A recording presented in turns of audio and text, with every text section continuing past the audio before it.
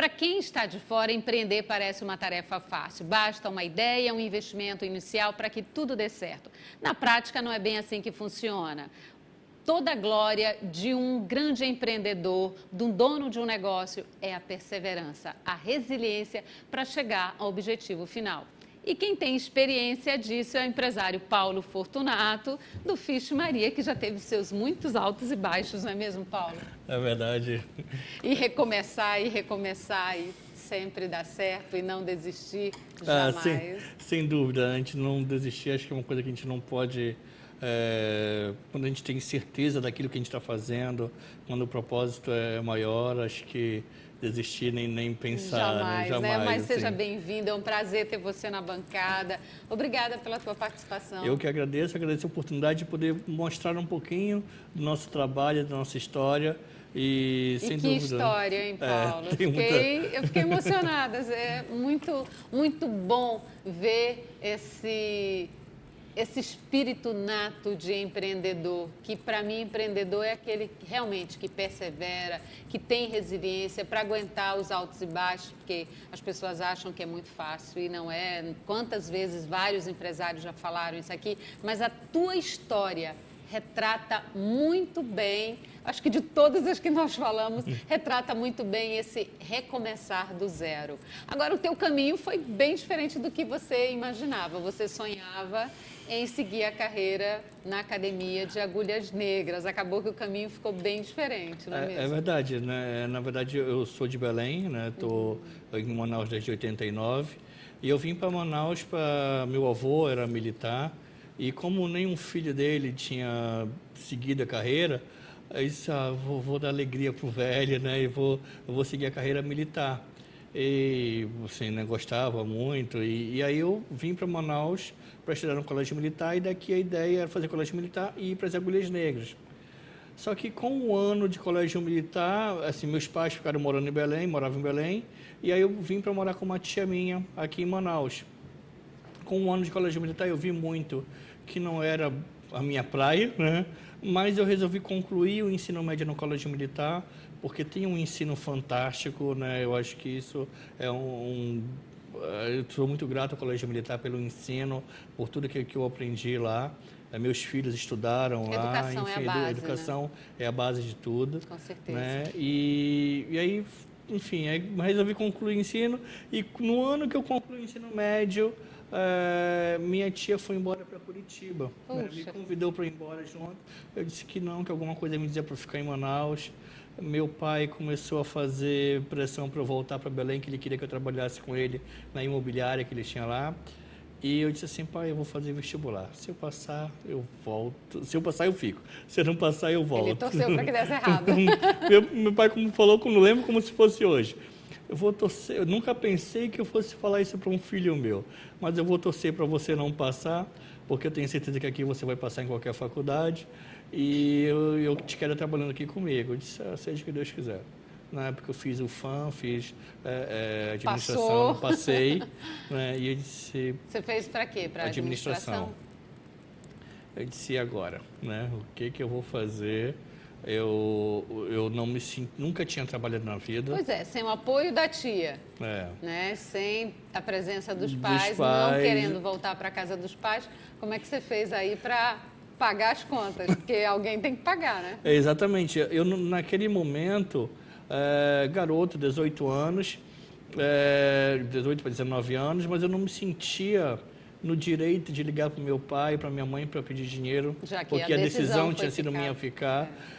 Como eu nunca tinha trabalhado, carteira de trabalho eu não tenho até hoje, né? E eu disse... Isso é coisa de empreendedor, não tem carteira de trabalho não, senão você não seria empresário. Então, aí eu disse, e se eu fosse arranjar um emprego, o máximo que eu ia ganhar um salário mínimo, e vai ser difícil, né? Aí eu resolvi alugar um apartamentinho lá no Centrão, bem perto ali daquele edifício garagem, um negócio bem pequenininho mesmo.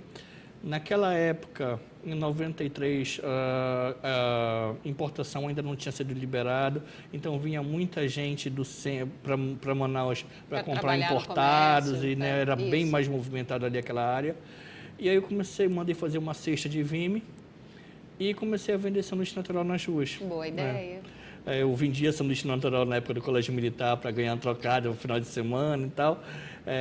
E aí eu sempre me virei assim, e eu disse, agora, eu vou fazer um sanduíche natural. Só que vender sanduíche natural para os amigos no colégio é uma situação. Na rua Vender ele outra. na rua com uma cesta de vime. Quando você desce, né? A primeira cheio de camelô na rua. Aí os caras vêm com aquela cesta de vime e me chamam de chapeuzinho vermelho. Aí eu disse, puta, aí aquela vergonha enorme, Eu imaginei isso Dei mesmo, uma né? volta na Natural de quadra. jovens, né? Exato. Dei uma volta na quadra, não vendi nenhum. E aí eu fui para casa, fiquei o dia todo em casa. E eu tenho um negócio muito de conversar comigo mesmo. E deve na ter frente do dito, espelho, Paulo, fala sério, né? Volta e vai vender. No dia seguinte eu fiz mais 20. E eu disse, ó, acabou que é o seguinte, só volta para casa depois que vender os 20. E primeiro, porque daqui que você vai sobreviver. Com certeza. Segundo, você não tem dinheiro para Não fazer pode se 20 sanduíches intimidar, né? todo dia e não vender, né? Então, venda. Passei numa loja, uma menina mexeu. Lembro que As são detalhes da minha vida que. fazem Ai, que cestinha diferença. bonitinha, o que tem aí dentro e tal. Aí disse, sanduíche natural. Pá, eu vendi o primeiro, foi o que precisava para perder vergonha. Já não era em pouco tempo, eu saía de casa com, tipo, 150 sanduíches naturais por dia. Maravilha. 7 horas da manhã, quando dava 9h30, 10 horas, não tinha mais nada. Aí depois você passou a abastecer lanchonetes. Exatamente. Aí a coisa começou a De 20, caminhar. 150, e depois qual foi a produção? Nossa, quando eu me vi, eu já estava fazendo 800 sanduíches naturais por dia. Uau. Né? Então, Sozinho? era só... aí nessa época já chamei gente para trabalhar comigo, já Ah, tinha que gente legal. me ajudando, porque não dava conta mais de produzir tudo sozinho. Meu irmão também ajudava, né? Depois meu irmão veio para Manaus também. Olha, ainda deu emprego. E aí a gente trabalhava juntos e tudo mais. E a coisa foi acontecendo e até eu montar... Aí eu montei uma primeira lanchonete no Viralves, né, chamada Dom Natural, seguindo essa linha né, sanduíche natural, suco, vitamina, sabe, essas coisas. Não vendia refrigerante na época. E aí, naquele mesmo período, o açaí estava começando a Tava na despontar no moda, Brasil, né? né? Isso. E aí começou o pessoal, eu era esportista, meu irmão também, e a gente fazia judô, jiu-jitsu, enfim. E aí vários amigos do colégio militar e do esporte, pô, você é de Belém, traz açaí pra gente e tal, aquela coisa. E eu fui o primeiro cara a vender a vender açaí na tigela, né? Naquela mesma época estavam lançando o celular, né? Aqueles PT 550, Motorola, sabe? Aquele tijolão, Grandão. aquele grandão. E aí o pessoal falou assim, eu tô aqui no açaí, vem pra cá pro açaí e tal. E ninguém chamava Dom Natural. Tipo, mas não é açaí, é Dom Natural. Chegou uma hora que você quer saber... Mas é que o apelo do açaí é muito forte, É muito né? forte. Aí chegou uma hora que você quer saber, não vai ser mais Dom Natural, coisa nenhuma, vai se chamar Açaí Companhia. E o De que Dom era... Natural foi pra Açaí mudou para Açaí Companhia. Companhia, que virou um restaurante de comida amazônica, né? Comida, você é do Pará, já traz açaí, traz o tacacá pra gente, traz o pato no tucupi, maniçoba e tal. E aí a coisa começou... Uma coisa puxou a outra, né? outra. E aí a coisa aconteceu. O açaí deu certo muito rápido, né? De repente o açaí, né, estourou. Vocês lançaram o primeiro Frozen também. Não, isso foi depois, já tá. no segundo. E aí, depois de uns 5 anos, mais ou menos, eu me separei. Nesse meio tempo eu casei, tive filhos e tudo mais. Eu me separei e aí eu resolvi largar tudo, abrir mão de tudo e deixei para minha ex-esposa, com os meus filhos, o que me cabia do Açaí Companhia. Aí foi começar do zero. E eu fui começar do zero, né? Cara corajoso, hein? E aí o açaí era a cara do Pará, né? Coisas típicas do Pará, o açaí é referência. Até o açaí a gente vinha de lá. E aí eu peguei isso, cara, eu vou montar um outro restaurante de comida amazônica também, só que eu vou dar ênfase para as coisas do Amazonas. Eu costumo falar sempre assim que todos são de comida amazônica, mas o Pará tem suas particularidades, assim como o Amazonas tem. Claro. Eu falo que o açaí está para o Pará como o Tucumã está para o Amazonas. Lugar nenhum do mundo se come Tucumã como se come aqui. Né? Então, os peixes, o Amazonas tem uma diversidade muito de grande, peixes né? muito maior do que o Pará, inclusive, entendeu? Então, o pirarucu é muito mais consumido aqui, o jaraqui, o tambaqui. Então, eu disse assim, ó, o turiá vai ser Amazonas, né? E eu comecei a beneficiar o meu açaí. Na época eu trabalhava com açaí do Pará, na Açaí Companhia, e a gente começou comprei máquina e tudo, e a gente começou a beneficiar o nosso próprio açaí. Foi aí que você pensou no turiá, né? No turiá. Aí veio o turiá, né? Ali no Veralves, onde no Vera, hoje é o isso, Access. isso. E aí, assim, eu achava, né? O Sanduíche Natural deu certo rápido, o Açaí Companhia também bombou rápido. Só que não foi bem assim, né? O turiá vai ser fichinha, né? Nada, lê do engano, assim, né? Foram 2 anos A primeira experiência negativa, né? Foi assim, 2 anos que chegou uma hora que ninguém mais acreditava, né? Meu pai chegou a vir em Manaus e sempre, você está querendo provar o quê para quem, né? Nem sempre que a gente pensa no negócio dá certo, desiste, você está se afundando cada vez mais em dívida, vamos pensar numa outra coisa, dizer não, vai dar, vai dar, vai dar. E aí cheguei a vender carro para pagar aluguel, chegou uma hora que eu não tinha nenhum funcionário. Né? Era tão pouca gente que ia no restaurante que você fazia tudo. Eu fazia tudo. Você chegava lá, por exemplo, eu te atendia, corria para a cozinha para preparar o teu pedido e voltava para te atender. Ainda sentava para bater papo. E aí, nesse tempo, e aí tinha um cara que ia sempre lá, chamado Carlos Santoro. Esse cara era um empresário, morava em Brasília, e tinha fábrica no distrito, e viajava sempre o mundo todo, e sempre quando ele estava em Manaus, ele ia no turiá. E eu achava esquisito aquilo, porque assim, ele, cara, muito dinheiro, podia ir né? em qualquer lugar. Qualquer lugar de Manaus, parava a BMW dele lá ali na frente, aí ele fazia o pedido dele, servia ele, Paulinho, não tem mais ninguém aí, senta aí, bora ficar conversando e tal. E aí ficava ele e o motorista dele conversando, né? Durante várias vezes que isso aconteceu. Chegou uma vez e ele falou assim, Paulo, sabe por que eu venho aqui? Aí eu disse, tá aí uma pergunta que eu quero te fazer há muito tempo. Por que você vem aqui? Porque, cara, no meu cardápio diz falta um monte de coisa, né? Porque tem uma coisa... Tem sazão, tem sazão, tem então, alma no negócio. Então foi justamente isso, né? Ele falou, Paulo, porque aqui tem alma, não é só vender comida, aqui tem alma. Presta bem atenção no que eu vou te falar. Vence a batalha quem sabe esperar 5 minutos. Opa! Aí eu fiquei assim, vence a batalha quem sabe 5 minutos. Aí ele falou, espera, você vai entender, né? E você vai entender daqui a pouco no nosso próximo bloco, porque o bate-papo com Paulo Fortunato continua.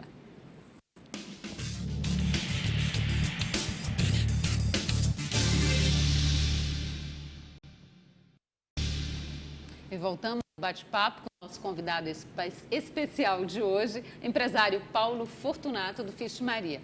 Bom, turiá teve sua época de maré baixíssima, Sim. Né? Mas você soube ter fôlego para continuar. E valeu a pena, né, Paulo? Sem dúvida. A gente conseguiu, depois de 2 anos, fizemos algumas ações de marketing e tudo, que deu uma grande virada, né, no negócio. E a coisa, né, veio acontecendo, depois entrou inclusive uma pessoa na sociedade. Por isso que dizem publicidade é a alma do negócio, né? E foi muito marcante, assim. Lembro que foi um anúncio que nós fizemos num guia de página inteira, né? Guia turístico, e a coisa deu uma virada. Foi até muito interessante que quando deu essa virada, o restaurante lotou. Com certeza, lotou. depois dessa entrevista, vai vender muito mais. É verdade, não tenho dúvida disso. Nem eu. E aí, quando deu essa virada, a gente fez o turiá já estava fazendo 2 anos, E aí a gente fez uma festinha, chamou alguns amigos, convidados e tal, artistas, e tava tocando música, e o restaurante lotado, mesa na calçada, gente fazendo fila para sentar. E aí eu tava na cozinha, e na cozinha na época tinha era tipo um aquário. Só espero que o Tinha Carlos Santoro tenha voltado aí. Chegou justamente nessa hora, né? Nesse dia que a gente tava fazendo essa festinha, e ele falou exatamente dessa forma para mim.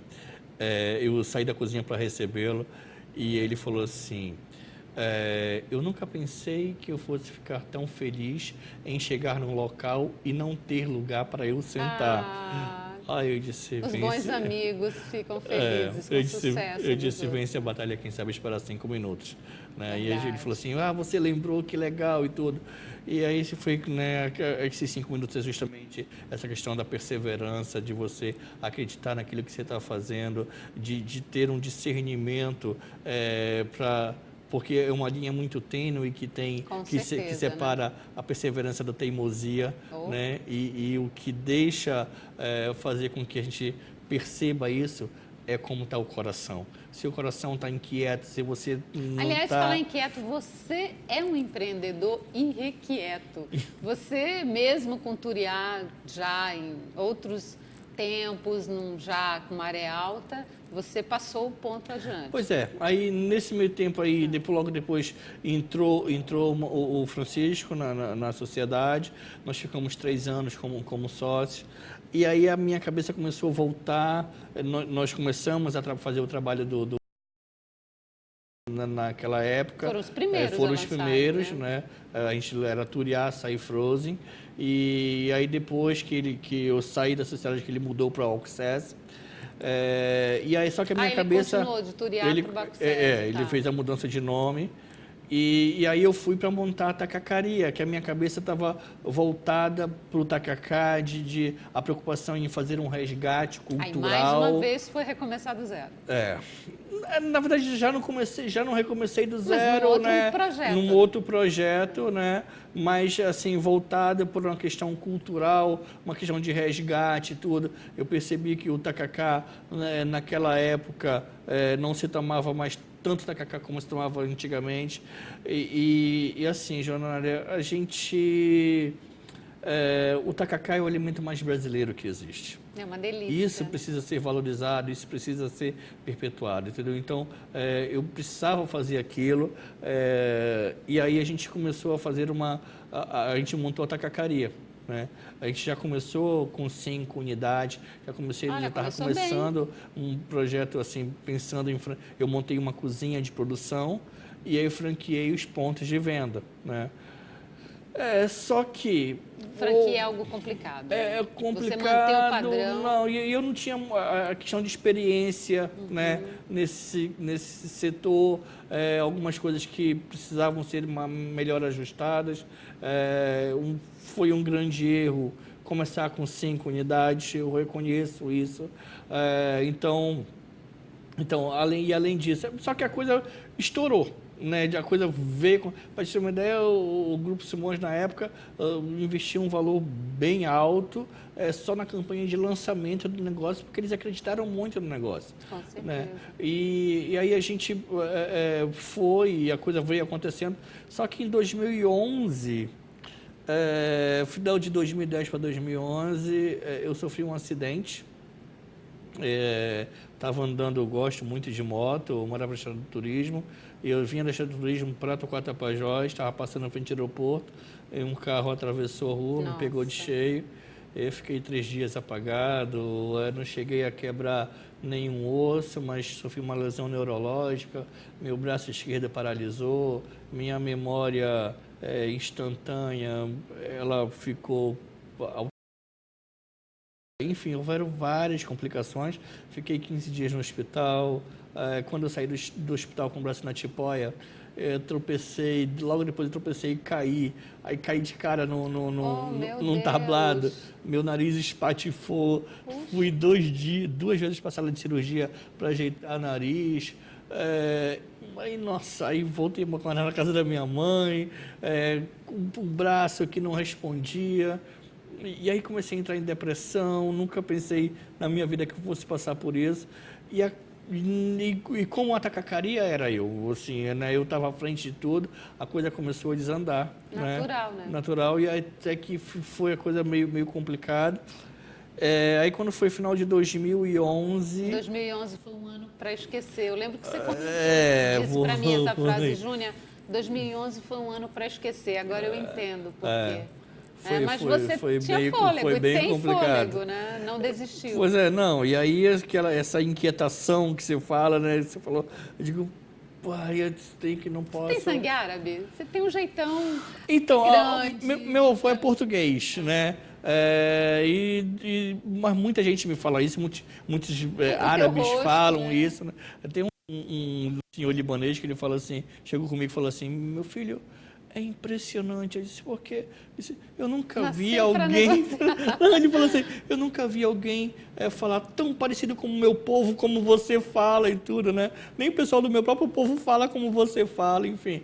Então, assim, os turcos otomanos, eles ocuparam muito tempo pela península, né? Então, questão de negócio, comércio, então, né? quem sabe vem daí essa... Agora, apesar desse ano ruim de 2011, você não desistiu. E aí depois você ganhou fôlego e aí a foi gente fazer consultoria de e aí comida, né? aí foi quando eu voltei a trabalhar com consultoria. Fiquei mais ou menos uns 2 anos trabalhando com consultoria, elaborando cardápio, dando upgrade, né, em restaurantes, essas coisas todas. Até que uma amiga chegou comigo e falou assim, pô, você está aí só ensinando os outros e tal, e Volta de novo vamos ao voltar, mercado, né? né? Aí chegou a hora então do Fish Maria. E o Fish Maria nasceu em 2013, 2013. Né? Já está 6 anos no mercado. E o Fish Maria é um apanhado, né, de todos os trabalhos realizados anteriormente. Fez, né? Eu meio que sintetizei no Fish Maria. E tá um sucesso danado. E graças a Deus a gente, né, vem ganhando nosso espaço. Hoje nós estamos ali no Aeroclube e hoje paralelo... Vocês funcionavam ali na oficina... No Shopping dos Carros. No Shopping dos Carros e hoje está no Aeroclube, começou né? no Parque das Laranjeiras, tá. Né, bem pequenininho, depois a gente cresceu, foi ali para o Shopping dos Carros e agora está no Aeroclube. E direto funciona para almoço e jantar? Funciona almoço e jantar todos os dias. Até que Abre horas? 11 da manhã, vai até as 21. Sexta e sábado, normalmente vai até um pouco mais tarde. Quinta, sexta e sábado, a gente acaba passando às vezes da 21, assim. A gente está começando a fazer um trabalho musical também. Hoje, como é que está a dias. gestão, a questão de equipe? Tem quantas pessoas trabalhando contigo já? Hoje tem em torno de 12 pessoas trabalhando conosco. E isso no restaurante, né?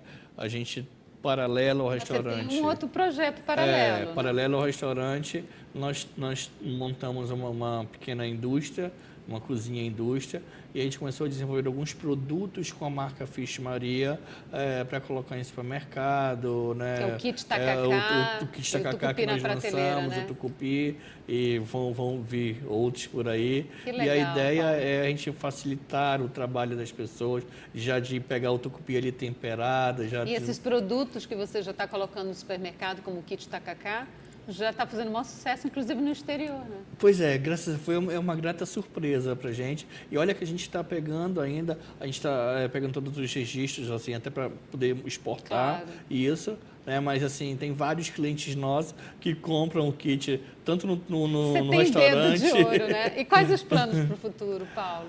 Olha, Januária, a ideia maior é poder... Eu sou muito apaixonado pelo que eu faço.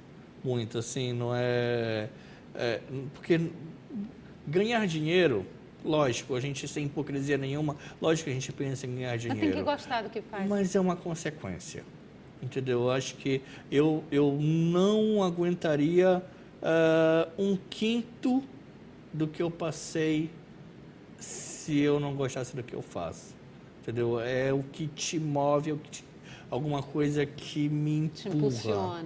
Entendeu? Então, de acreditar realmente naquilo que você está fazendo.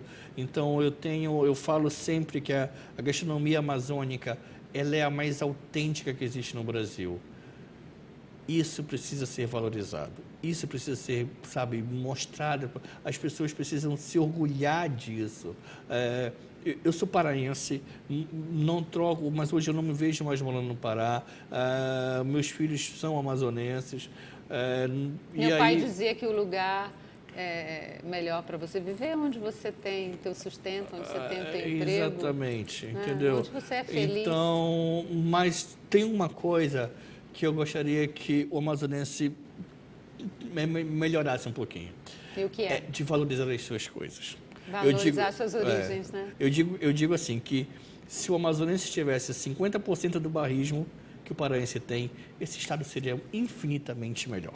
Nós estaríamos muito até à frente do Pará, em muita coisa, entendeu? Porque eu acho que as coisas daqui precisam ser valorizadas, entendeu? Eu falo sempre assim, algumas pessoas me interpretam mal, eu digo assim, ó, o ciclo da borracha teve sua grande importância, a Zona Franca teve a sua grande importância, como ainda tem, mas eu acho que hoje, o foco hoje o grande câncer do crescimento, que impede o crescimento do Amazonas é a Zona Franca, porque eu não quero que ela termine, mas, cara... Não pode acomodar. Não pode acomodar, não é só isso. Tem muitas outras coisas Com que certeza. precisam ser exploradas. E eu acho que isso a gente precisa... A nossa gastronomia é riquíssima. E é Mas, única. Paulo, o nosso tempo está acabando. Foi um prazer gigante conversar com você, ouvir tua história, apresentar tua história para o público que frequenta o Fish Maria e está longe de saber tudo que você passou para estar aí onde está hoje. E uma delícia ver esses olhos brilharem. Eu tenho certeza que seu pai e sua família estão muito orgulhosos por você. Eu fiquei orgulhosa. Parabéns. Joia, Linda obrigado. história. Tá bom? Obrigado pela oportunidade e eu sei que foi muito bem resumido, né? Se a gente Tem que ser, né? 28 minutos de programa, né? Mas muito grato realmente pela oportunidade e quem sabe um dia vem um livro para a gente contar mais detalhes. Opa, com certeza. Eu que fiquei feliz de ter a oportunidade, a honra de contar um pouco da sua história. Parabéns. Muito obrigada a você que nos acompanhou aqui no programa Band Entrevista. No próximo sábado estaremos de volta com mais um convidado especial. Com certeza, se você quiser rever esse bate-papo, pode ir lá no YouTube do Band Amazonas. Vá lá e é só procurar que você vai encontrar a entrevista do Paulo e de tantos outros que já se sentaram aqui nessa bancada conosco. Um abraço, até lá.